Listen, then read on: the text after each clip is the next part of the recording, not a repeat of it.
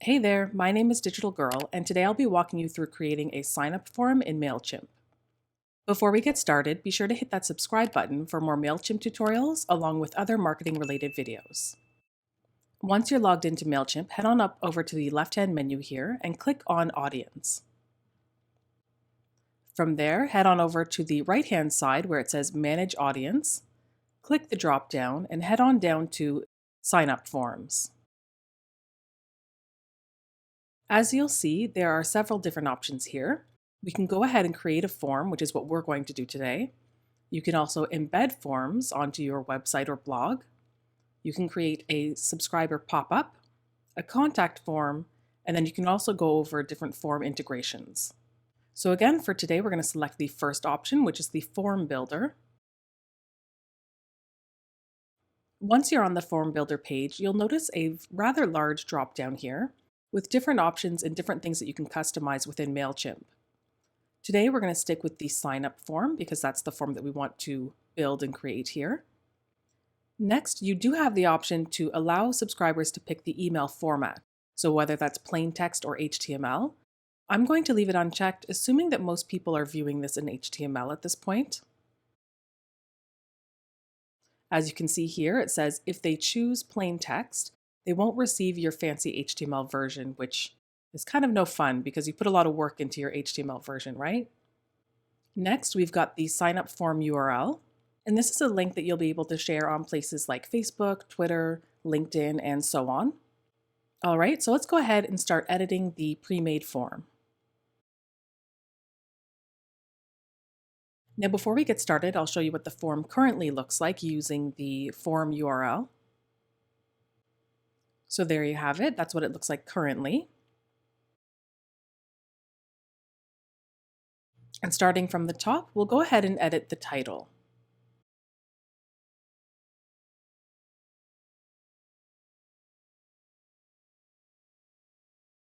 Once you're done, hit save and close.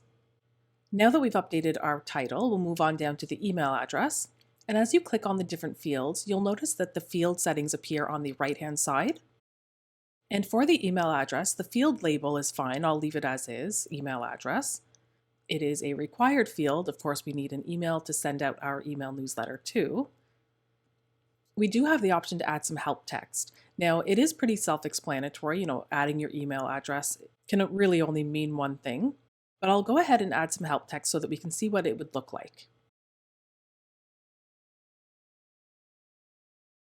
Once we're done making our changes on the right-hand side, let's hit Save Field. And what we can do is take the sign up form URL and go and paste it into another tab to see what our form looks like so far. If we click on email address, we'll see the help text down here at the bottom. It's essentially like a tooltip. All right, let's head on back. Next up, we have the first name field. Now for the form that I'm creating, we don't really need first and last name. I think it's sufficient to just have a name field. So I'm going to go ahead and edit the first name, but change it to name. For the field tag, I'll leave it as is. I'm going to leave required field unchecked. I know that some people don't like sharing their personal information a whole lot, even if it is just their name. So I'm going to leave it as an optional field. It is visible. I'll skip the help text because it's very self-explanatory. However, I am going to add something into the default merge tag value field. Because I'm not making it a required field or mandatory field, there will be instances where people do not enter a name at all. And Mailchimp essentially needs to know, okay, if I can't say hi, Suzanne, for example, in the email, what should I put there instead?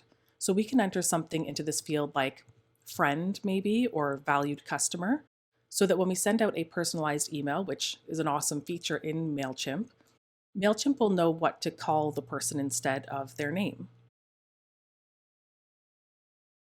If we're done with this one, we'll go ahead and hit Save Field. Now, because I have the name in one field now, I'm going to go ahead and delete the last name. So we'll go ahead and click on it and then hit the minus icon. Mailchimp adds an extra layer of protection for us. And in order for us to remove something, we have to type in the word delete here. and then click on the delete button.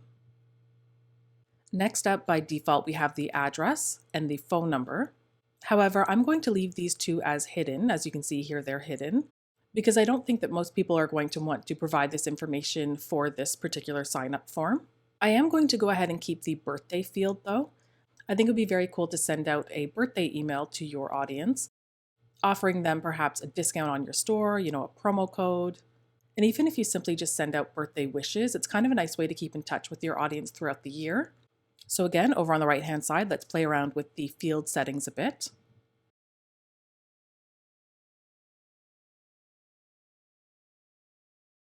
We'll leave it as an optional field. It's visible. I will enter some help text just to give some context as to why we're asking for their birthday. I'll go ahead and skip the default merge tag value and just go ahead and save. All right, so let's go ahead and preview our form again, simply by refreshing the page. And there it is at this point. We've got the email address, name, which is optional, and birthday, which is optional as well. So if we go on up and hit the Design It tab, we can further customize our form. So for example, maybe we'd like to change the background color.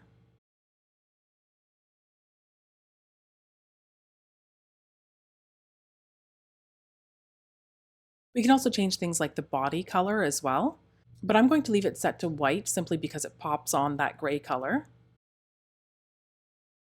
So you can go ahead and poke around and kind of customize your form to your liking. Another thing you may want to check out is the referral badge.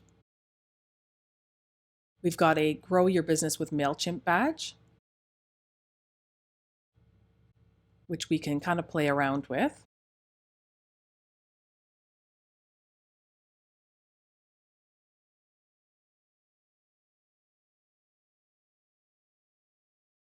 I think I'm going to go ahead and use the one with the white background. It isn't quite as bold as the other option. And there you have it. You've got a pretty simple sign-up form for your email newsletter. If you found this Mailchimp tutorial helpful, be sure to subscribe for more videos just like this one.